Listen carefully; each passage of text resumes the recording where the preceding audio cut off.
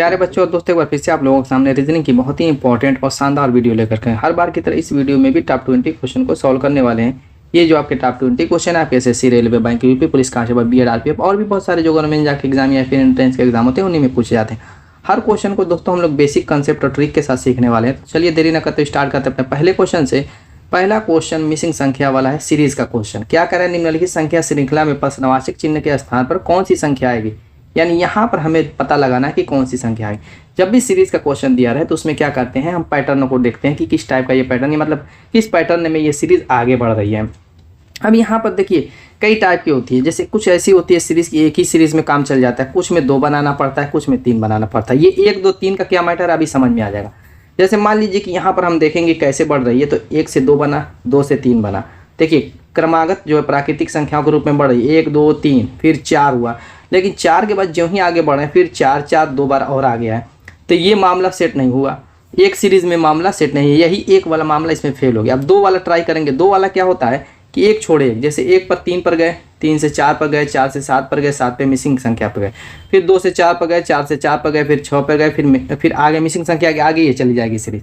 तो इसमें आप लॉजिक ढूंढेंगे कि किस पैटर्न में ये आगे बढ़ रही है। जैसे मान लीजिए कि पहली वाली जो 1 से स्टार्ट की तो उसमें देखते हैं, जैसे 1 से 3 में क्या हो रहा है, +2 हो रहा है। 3 से आपका किस पे जा रहा है, 4 में जा रहा है, +1 हो गया। फिर 4 से 7 पर जा रहा है, +3 हो गया। ये भी लॉजिक समझ में नहीं आ रही, 2 प्लस हुआ, 1 प्लस हुआ, 3 प्लस हुआ, तो इसको भी छोड़िए। यानी कि ये 2 सीरीज वाली भी फेल हो गई है। अब क्या करेंगे, ये 3 सीरीज वाले पे फोकस करेंगे। 3 सीरीज वाले पे फोकस करेंगे, उस पर हो सकता है कि सॉल्व हो जाए। तो चलिए कर लेते हैं उस पर भी। अब यहाँ पर अगर आप देखते हैं तो पहली लेंगे और 2 छोड़ेंगे, ठीक है। 1 छोड़े थे, अब 2 छोड़ेंगे, उसके बाद फिर जो है दूसरे से फिर 2 छोड़ करके 7 पर जाएंगे। अब अगर आगे हम बढ़ते तो मिसिंग संख्या के आगे चले जाएंगे, तो यहीं पे रुके रहेंगे। इसी तरीके से अब यहाँ पर देखेंगे 2 छोड़ करके 4 पे जाएंगे, फिर 2 अंक को छोड़ करके 6 पर जाएंगे और आगे बढ़ेंगे, मिसिंग संख्या के आगे चले गए, वहीं पे रुक जाएंगे। फिर नेक्स्ट क्या है, 3 से आएंगे हम 4 पे और 4 से जाएंगे मिसिंग संख्या पे, तो ये तीसरी वाली सीरीज से हमारी मिसिंग संख्या मिल जाएगी। तो सब में लॉजिक पहले ढूंढिए। जैसे यहाँ पर पहले में देखिए 1 से 4 पर गए तो क्या हुआ, इसमें +3 हुआ। फिर दोस्तों 4 से 7 पर गए तो +3 हुआ। यहाँ पर कुछ लॉजिक मिली, दोनों में +3 हो रहा है। दूसरी सीरीज में देखिए 2 से 4 पर गए +2 हुआ, उसके बाद 4 से 6 पर गए +2 हुआ, यानी कि एक में +3 हो रहा है, एक में +2 हो रहा है। अब आखिरी वाली जो आपकी है जिसमें मिसिंग संख्या निकल जाएगी, 3 से 4 पर गए +1 हुआ, फिर 4 से यहाँ पर जाएंगे क्या होगा। अब इधर ध्यान दीजिए, +3 हो रहा है पहली सीरीज में, दूसरी सीरीज में +2 हो रहा है। तो अब आखिरी जो लास्ट सीरीज है उसमें +1 हुआ है, तो +1 ही होगा। सारी लॉजिक जो आपकी 2 सीरीज की लॉजिक के हिसाब से अगर सोचें, +3 +2 +1 होगा कि नहीं होगा, इसमें कोई डाउट नहीं। तो 3 से हम लोग किस पे आए थे, 4 से पे आए, 4 से हम किस पे जाएंगे, +1 करेंगे तो 5 पे आ जाएंगे। तो option 4 is the right answer. बहुत ही शानदार ये सीरीज थी। नेक्स्ट देखते हैं। यहाँ पर देखिए दोस्तों, इस वीडियो में बता दूं थोड़ा सा हाई लेवल के क्वेश्चन मैंने रखे हैं। ज़्यादातर मैक्सिमम जो क्वेश्चन है हाई लेवल के हैं, तो थोड़ा सा आपको ध्यान देना पड़ेगा, स्किप करेंगे समझ में नहीं आएगा। ये क्वेश्चन बहुत इजी है, इसका आंसर आप लोग कमेंट कीजिए। कह रहा है कि रबर का संबंध जैसे वृक्ष से रेशम का संबंध यहाँ पर किससे होगा। रबर आप जानते हैं, जो जानते हैं वही रबर, दूसरे रबर की बात नहीं है, और ये वृक्ष से प्राप्त होता है। रबर जो होते हैं वो वृक्ष से प्राप्त होते हैं। वैसे ही कह रहा है कि रेशम किससे प्राप्त होता है, रेशम क्या वृक्ष से प्राप्त होता है। आप सोच रहे होंगे कि हाँ रेशम का धागा होता है वृक्ष से ही बनता होगा, ऐसी कोई बात नहीं है। तो दोस्तों कीड़े से, हाँ कीड़े से बनता है, रेशम का कीड़ा होता है उससे रेशम प्राप्त होता है। Clear, option 2 is the right answer. Next देखते हैं। यहाँ पर ब्लड रिलेशन का क्वेश्चन है। ब्लड रिलेशन के क्वेश्चन को हम लोग कड़ियाँ जोड़ते हैं। कड़ियाँ कैसे जोड़ते हैं वो समझते हैं। जैसे कह रहा है ए बी की माँ है, क्या कह रहा है कि ए जो है बी की माँ, इस तरीके से हम एरो बनाएंगे, एरो के ऊपर सारे रिलेशन को लिखेंगे। ए कह रहा है बी की माँ, यानी ए जब माँ है तो इसको निगेटिव बनाएंगे, जो स्त्री रहेगी उस पर निगेटिव और जो पुरुष लिंग रहेगा उस पर हम पॉजिटिव चिन्ह का यूज़ करेंगे, ताकि पता चल जाए कौन स्त्री कौन पुरुष है, कन्फ्यूजन ना हो बाद में जब रिश्ता जोड़ें तो कन्फ्यूजन ना हो। आगे कह रहा है कि सी ए का पुत्र है। क्वेश्चन में आगे क्या कर रहा है, सी ए का पुत्र है, यानी कि यहाँ पर नहीं बल्कि यहाँ पर आएंगे हम लोग, यहाँ पर सी कह रहा है कि इस ए का क्या है, पुत्र है। जब ये पुत्र है, पुत्री तो है नहीं, जब पुत्र कह रहा है तो इस पर हम पॉजिटिव बना देंगे ताकि पता चले कि ये पुत्र है। आगे कह रहा है डी जो है ई का भाई है। अब यहाँ पर डी और ई ए इस वाले ग्रुप में आपको नहीं दिख रहे होंगे, तो इसको अलग बैठाए रहेंगे क्योंकि आप हमारे परिवार के भी सदस्य नहीं बने हैं, तो आप अलग बैठे रहिए। कह रहा है कि डी ई का भाई है, तो ऐसे ही अलग बैठा देंगे। उसके बाद जब इनमें रिलेशन कोई बनेगा तो हम फिर वापस बुला लेंगे इनको अपने पास, ठीक है। फिलहाल तो कहेंगे कि आप घर के बाहर रहिए, अभी कोई रिश्ता नाता आपसे नहीं है। आगे कह रहा है कि ई बी की पुत्री है। अब यहाँ पर रिश्ता नाता बनेगा, क्यों? क्योंकि कह रहा है कि ई जो है इस बी की क्या है, पुत्री है। जब पुत्री है तो ये भी स्त्रीलिंग होगी, माइनस में ले लेंगे। अब ये वाला रिश्ता उठाएंगे, यहाँ पर क्या करें, डी ई का भाई है तो यहाँ पर डी वो बना देंगे और भाई बना देंगे। जब भाई है तो ये क्या होगा, पुरुषलिंग होगा, यहाँ पे पॉजिटिव, इसको काट देंगे। अब ये सारे रिश्ते बन चुके हैं, सारे रिलेशन इस तरीके से कड़ियाँ सारी जुड़ चुकी है। पूछ क्या कह रहा है, तो बताएं कि ई की नानी कौन है। अब यहाँ पर ई की नानी पूछ रहा है इसकी। अब बताइए मुझको आपकी नानी कौन लगेगी। आप कहेंगे कि जो हमारे माँ की माँ होगी वही हमारी नानी लगेगी। तो दोस्तों ई की माँ यहाँ से किसको घोषित करेंगे। देखिए बी नहीं सिद्ध हो पाया है कि ये पुरुष है या स्त्री है, ये प्लस है या माइनस है, कहीं पर भी क्वेश्चन में इस चीज़ को नहीं बताया है। बस ये कहा है कि ये जो है बी की माँ है। तो दोस्तों ऐसी कंडीशन में अगर हम बी को पुरुष मानते हैं तो उस कंडीशन में ई का बी क्या हो जाएगा, पिता हो जाएगा। और पिता की जो माँ होगी वो दादी लगेगी, न कि नानी लगेगी। उसके अलावा ई की नानी कहीं से भी आप नहीं यहाँ पे ढूंढ सकते। ऑप्शन में ऐसा कोई दिया नहीं है कि कैन नॉट बी डिटरमाइंड। तो दोस्तों ऐसा नहीं दिया हुआ है, हालांकि सब में ए बी सी डी दिया हुआ है। तो हर हाल में आपको बी को क्या मानना पड़ेगा, स्त्री मानना पड़ेगा, यानी निगेटिव मानना पड़ेगा, क्योंकि यहाँ पर ऑप्शन में ए बी सी डी के रूप में दिया हुआ है, नो कि कैन नॉट बी डिटरमाइंड लिखा हुआ है। तो इस कंडीशन में क्या करेंगे, इसको पुरुष नहीं मानेंगे, अपने दिमाग से इसको स्त्री मानेंगे। जब आप इसको स्त्री मानेंगे तो उस कंडीशन में ई की बी क्या हो जाएगी, माँ हो जाएगी, क्योंकि ई जो है बी की पुत्री है तो बी क्या होगी, ई की माँ हो जाएगी। और इसकी माँ की जो माँ ए है वो उस कंडीशन में दादी के बजाय नानी बन जाएगी। क्या बन जाएगी, नानी बन जाएगी, यानी कि ई की नानी ए होगा। कौन होगा, A. Option 1 is the right answer. चलिए नेक्स्ट। मैंने क्या कहा, इसमें थोड़ा सा हाई लेवल के क्वेश्चन रखे हुए हैं तो इसलिए ध्यान से देखिए। क्या कह रहा है, दिशा दूरी का क्वेश्चन है। दाईं साइड पूरब, बाईं साइड पश्चिम, नीचे दक्षिण, आपका ऊपर उत्तर है। चलिए कह रहा है कि राजू दक्षिण दिशा की ओर चल रहा है। राजू दक्षिण, दक्षिण का मतलब नीचे दिशा होती है। देख लीजिए मैप में, मैप को अपने दिमाग में छाप लीजिएगा। आगे कह रहा है कि वो 2 बार बाईं ओर मुड़ता है, 2 बार बाईं ओर मुड़ता है। देखिए दक्षिण दिशा में जब चलेंगे तो आपका जो दायां उसका बायां और आपका जो बायां उसका दायां हो जाता है दक्षिण दिशा में सिर्फ। तो दक्षिण दिशा में चल रहे हैं तो वो कह रहा है कि 2 बार बाएं मुड़ता है। तो पहले एक बार बाएं मुड़िए, पहले एक बार बाएं मुड़ेंगे तो अपने दाएं मुड़िए दक्षिण दिशा में। तो अब ये पूरब दिशा में आ गए, पूरब दिशा में, ये दिशा जो होगी ये पूरब दिशा है। तो अब पूरब दिशा में जब आ गए तो फिर दूसरी बार भी बाएं मुड़ना, अभी तो एक बार बाएं मुड़े और 2 बार बाएं मुड़ने के लिए कह रहा था, एक बार और बाएं मुड़ेंगे तो पूरब दिशा में बाएं मुड़ेंगे तो ऊपर जाएंगे। अब ये जो दिशा हो गई ये उत्तर दिशा हो गई, ऊपर वाली दिशा देखिए उत्तर दिशा है। आगे कह रहा है कि और फिर दाईं ओर मुड़ता है। जब उत्तर दिशा में हैं तो हम क्या करेंगे, जिधर आपका दायां उधर ही दायां रहेगा, जिधर आपका बायां उसका उधर ही बायां रहेगा। तो दाईं ओर मुड़ने के लिए देखिए क्वेश्चन में कह रहा है तो आप दाईं ओर मुड़ेंगे तो इधर चले जाएंगे, अपने दाएं ओर मुड़ जाइए। कह रहा अब उसके सम्मुख कौन सी दिशा है, तो ये दिशा पूरब होती है। काम खत्म। Option 3 is the right answer. Next. ये भी थोड़ा सा टाइम कंज्यूमिंग वाला क्वेश्चन है क्योंकि इसे समझ में नहीं आएगा अगर अच्छी तरीके से मैं नहीं समझाऊँ। क्या करें, 10 और 11 बजे के बीच घड़ी की सुइयाँ कब आपस में मिलेंगी। देखिए 10 और 11, यहाँ पे मान लीजिए 10 है और यहाँ पर 11 है, इस तरीके से घड़ी की सुई में रहता है। तो अब कह रहा है कि ये दोनों कब आपस में मिलेंगे। अगर आप लोगों के सामने घड़ी है या अपने दिमाग में घड़ी का मैप बनाएंगे तो सोचिए 10 और 11 बजे के बीच कब घड़ी की सुइयाँ यानी मिनट और घंटे वाली एकदम ऐसे सीध में हो जाएंगी, एकदम ऐसे सीध में हो जाएंगी। तो आप सोचेंगे कि 10 के जब तक पार नहीं जाएगी, यानी कि मिनट वाली सुई जब तक 50 मिनट के पार नहीं करेगी, यानी 10 बजे के पार नहीं, घंटे वाली तो 10 पे रहेगी। तो 10 पर जब रहेगी, जब मिनट वाली सुई जैसे 10 बजेगा, 10 बज रहा है तो मिनट वाली सुई इस पे होगी, किस पे होगी, 12 पे होगी मिनट वाली सुई। और 10 बजेगा तो घंटे वाली सुई 10 पे होगी। तो ये जब ऐसे क्रॉस करके जब ये 10 पर जाएगी मिनट वाली सुई, तभी चांस है एक दूसरे के सामने होने का, मिलने का। लेकिन जब ये 10 पर जाएगी मिनट वाली सुई तो ये घंटे वाली सुई तो आगे बढ़ जाएगी, यानी 11 के आसपास चली जाएगी। तो फिर ये मिनट वाली सुई और आगे बढ़ेगी, यानी 11 के अप्रॉक्स पहुंचेगी, यानी करीब 54-55 के करीब, तभी जाकर एक दूसरे को मिलेंगे। तो वो एग्जैक्ट टाइम हम लोग कैसे निकालेंगे वो जानते हैं। देखिए उसके लिए क्या तरीका है, यहाँ पर देखिए। जैसे मान लीजिए 1 बज रहा है, 1 बजेगा तो मिनट वाली सुई 12 पर होगी, घंटे वाली सुई 1 पर होगी। अगर हम 2 बजाएं तो क्या होगा, मिनट वाली सुई पूरा 1 चक्कर लगाएगी। 1 चक्कर लगाने का मतलब 60 मिनट की दूरी तय करेगी मिनट वाली। लेकिन घंटे वाली सुई क्या होगी, 1 पर थी, 1 पर तो 2 पर आ जाएगी, यानी कि घंटे वाली सुई क्या करेगी कि केवल 5 मिनट की ही दूरी तय कर पाएगी उतने ही समय में। जितने समय में मिनट वाली सुई 60 मिनट की दूरी तय करती है, घंटे वाली सुई 5 मिनट की। क्लियर। अब क्या है कि देखिए मिनट वाली सुई घंटे वाली सुई से कितनी अधिक दूरी तय कर रही है, आप कहेंगे 55 मिनट की अधिक दूरी तय कर रही है। कितने मिनट घंटे में, 1 घंटे में कह लीजिए या 60 मिनट में। तो 1 मिनट में कितनी अधिक दूरी करने लगी, आप करेंगे कि 60 बटे में 55, यानी कि 12 बटे में 11। यही मेन चीज़ मुझको निकालना था, यही एग्जैक्ट टाइम निकालने के लिए इसी की ज़रूरत पड़ेगी, यानी कितना अधिक आगे बढ़ जाती है, जो मिनट वाली सुई और घंटे वाली सुई का जो कंपेयर करते हैं वो कितना आगे बढ़ जाती है, वो एग्जैक्ट टाइम ये 12/11 वाले तरीके से निकालते हैं। तो इसको अपने दिमाग में बैठा लीजिएगा, इसका यूज़ बहुत जगह होता है।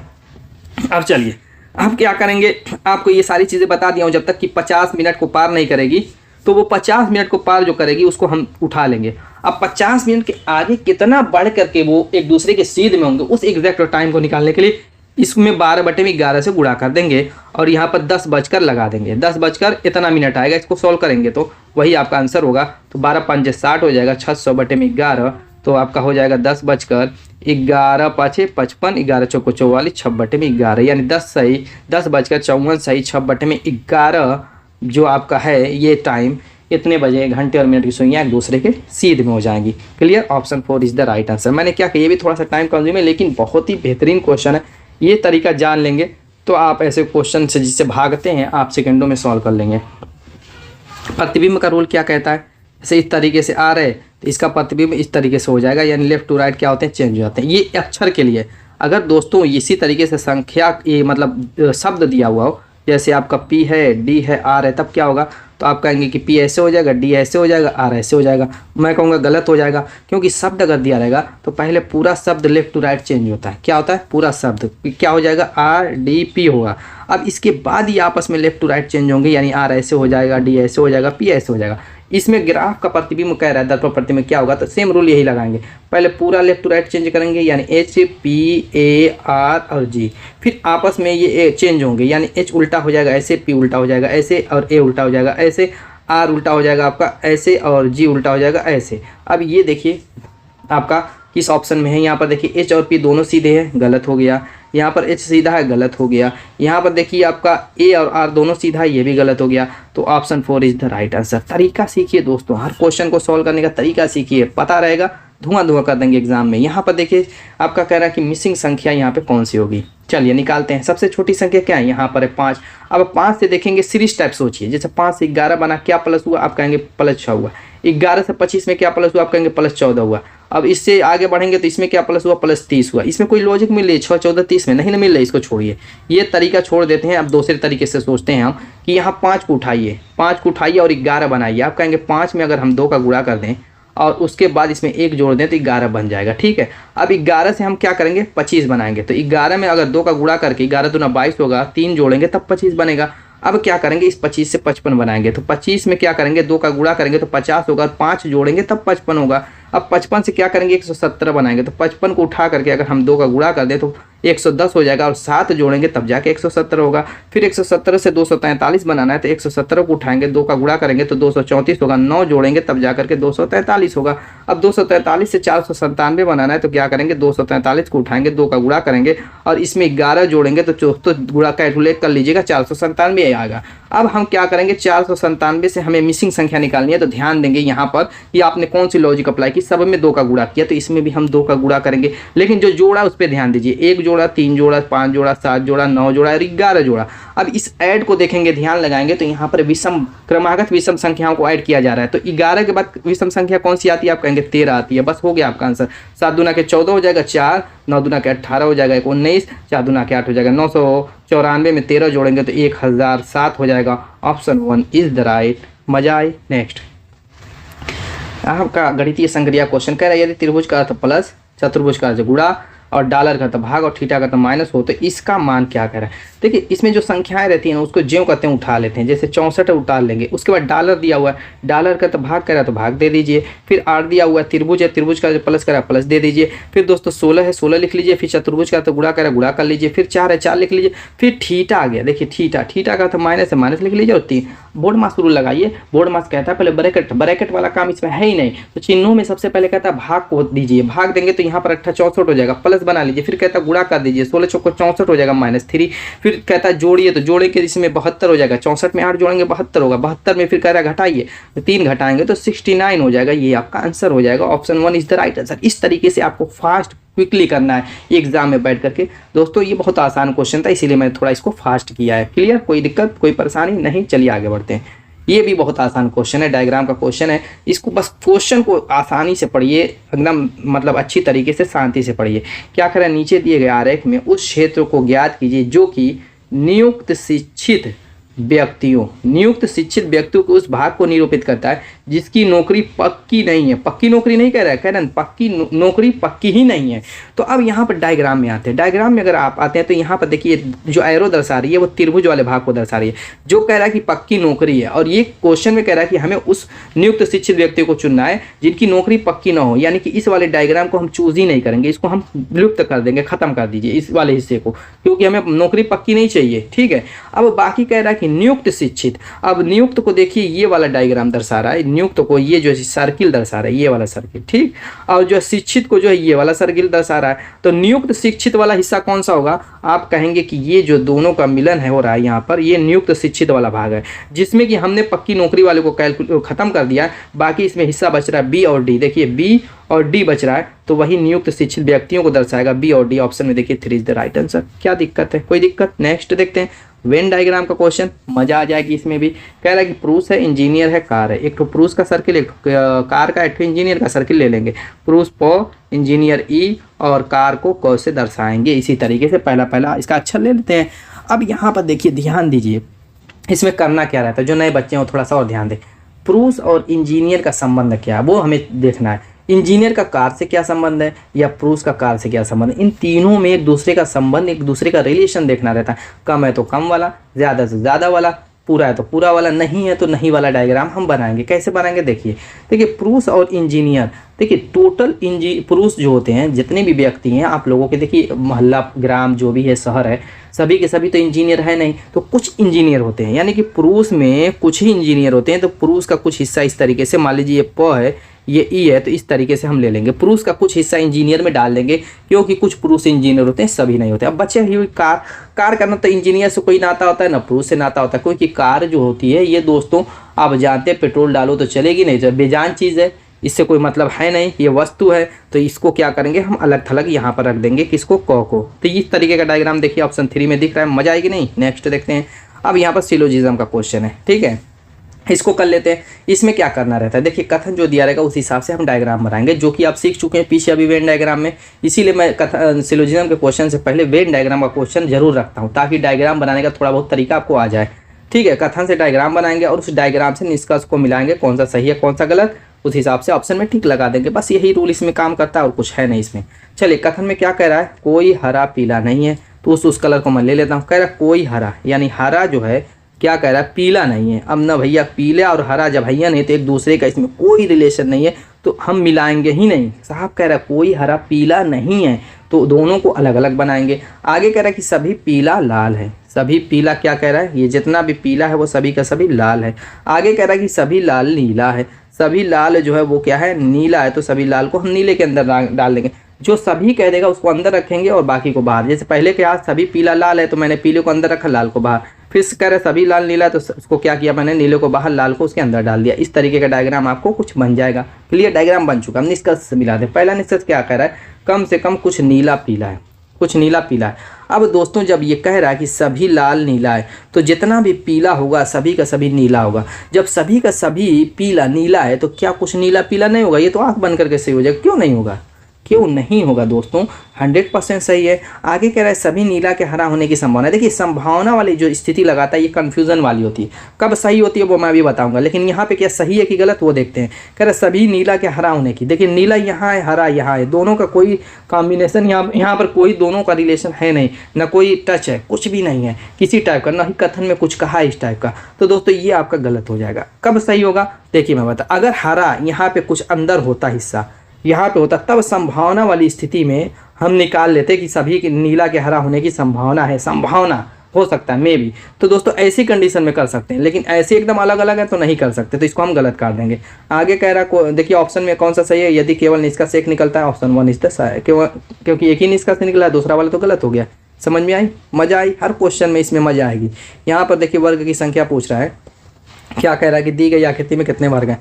तो वर्ग की संख्या देखिए, अगर ऐसी आकृति है, ऐसा वर्ग है, इसमें अगर प्लस बना हुआ है, ऐसे प्लस सिर्फ बन गया तो इसमें 5 वर्ग होंगे। आप कहेंगे कहाँ है, देखिए एक तो ये है, एक तो ये है, एक तो ये है, एक तो ये 4 ये हो गया और बड़ा वाला एक 5 वर्ग मिल गया।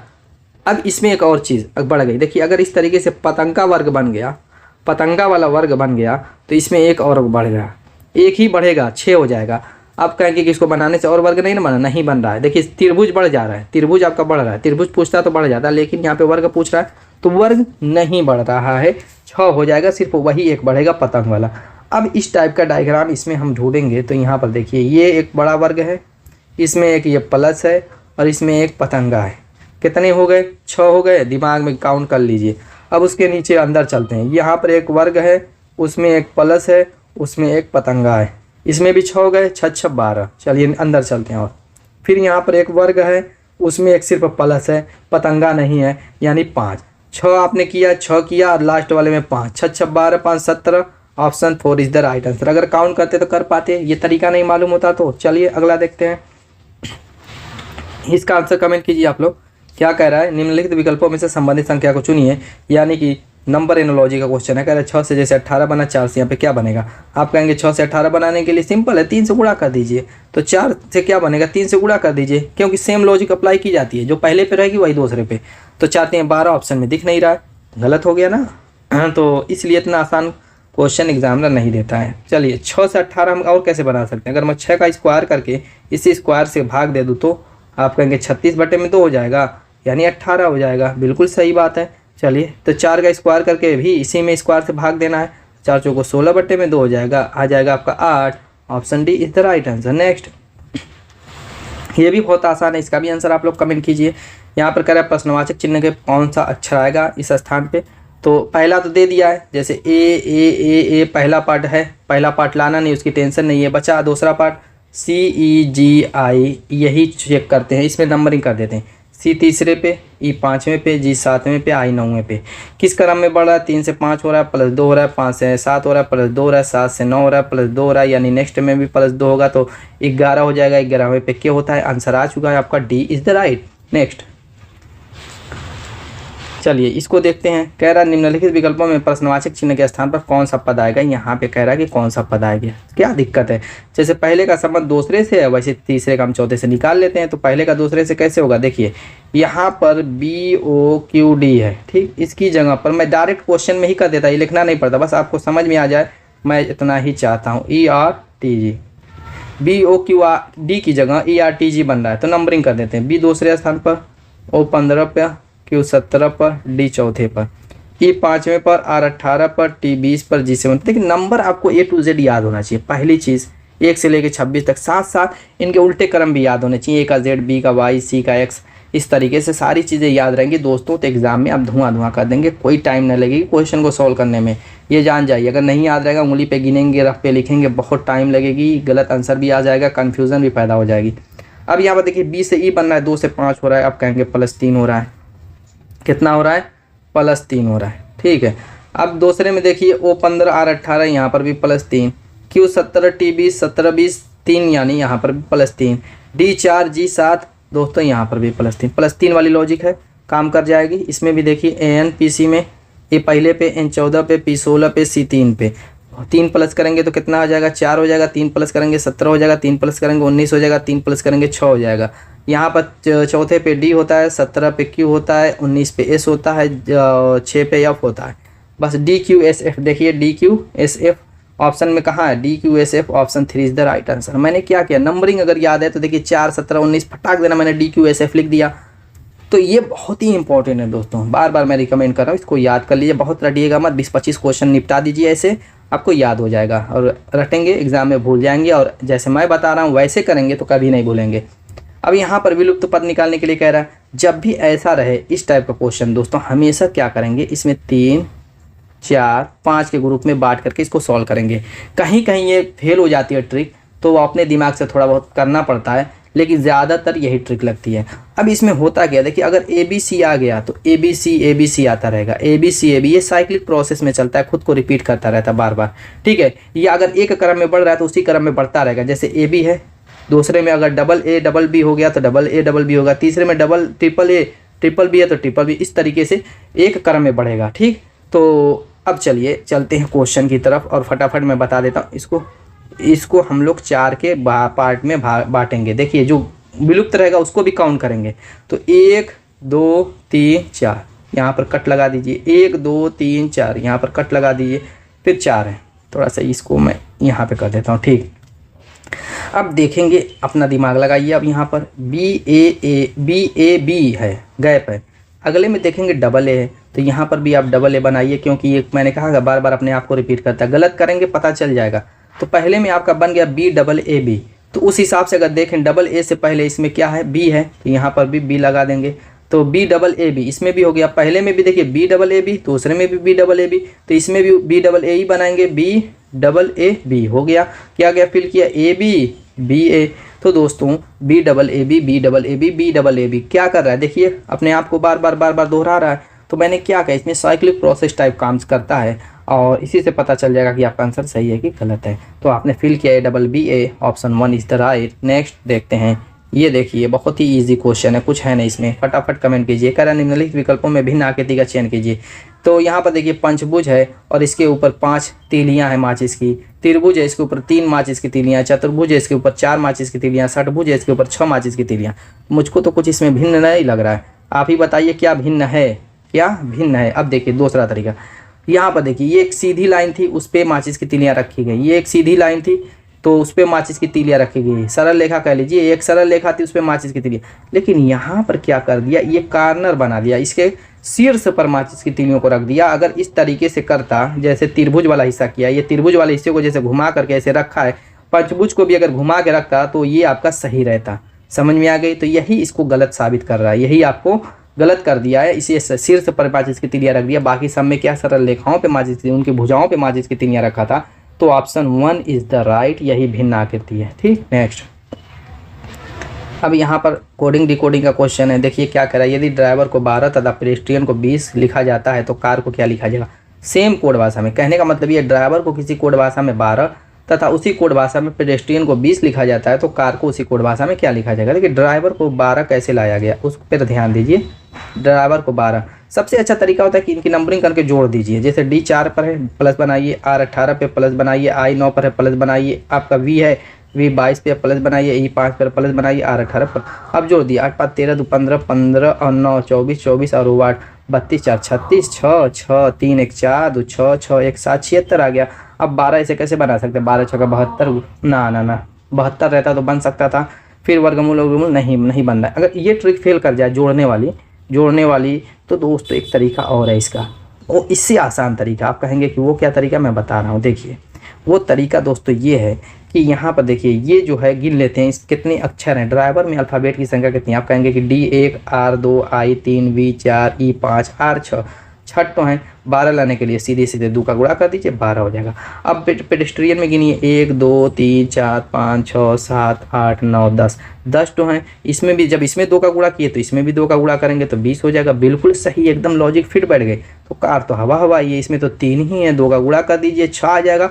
20 the right answer. Clear. Next 28 के क्वेश्चन को सॉल्व करने के अनेकों तरीके हैं। पहले ये देखते हैं क्या कह रहा है। नीचे एक ही पासे के 2 प्रारूपों को दर्शाया गया है। यदि निचले फलक पर बिंदुओं की संख्या 6 हो तो ऊपर के फलक पर बिंदुओं की संख्या क्या होगी। यानी 6 के विपरीत फलक पर पूछ रहा है। सबसे पहले हम क्या करते हैं, डैश में इनके फेस पर जो अंक है उनको जोड़ लेते हैं। 2 अंकों का योग, यहाँ पर 2 फेसों का अंकों का योग।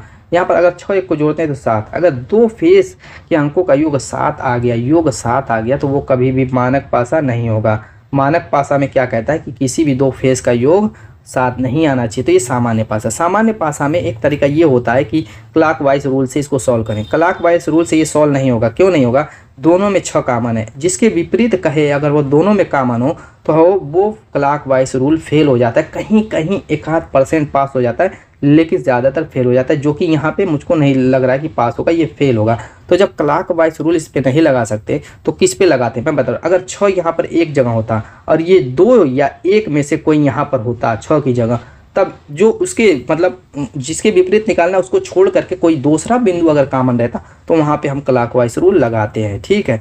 तो इसमें क्या करेंगे, इसमें सबसे आसान तरीका, बहुत आसान तरीका मैं बता रहा हूँ। जैसे 6 है, इसके बगल में क्या है, 1 और 2 है, 1 और 2 है।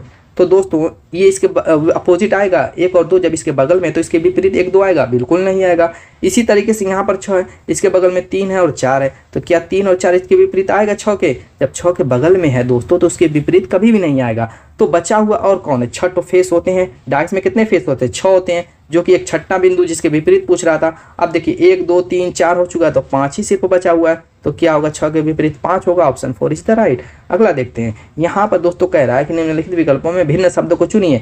गाय, बकरी, भैंस, मुर्गी दिया हुआ है, तो दोस्तों इन तीनों में, इन चारों में 3 तो एक जैसे गुणकारी होंगे, एक भिन्न होगा। इसका आंसर बहुत आसान है, इसका आंसर आप लोग कमेंट कीजिएगा। तो उम्मीद है कि वीडियो पसंद आएगा। मिलेंगे इस धमाकेदार टिके सर नेक्स्ट वीडियो में, तब तक के लिए बाय बाय।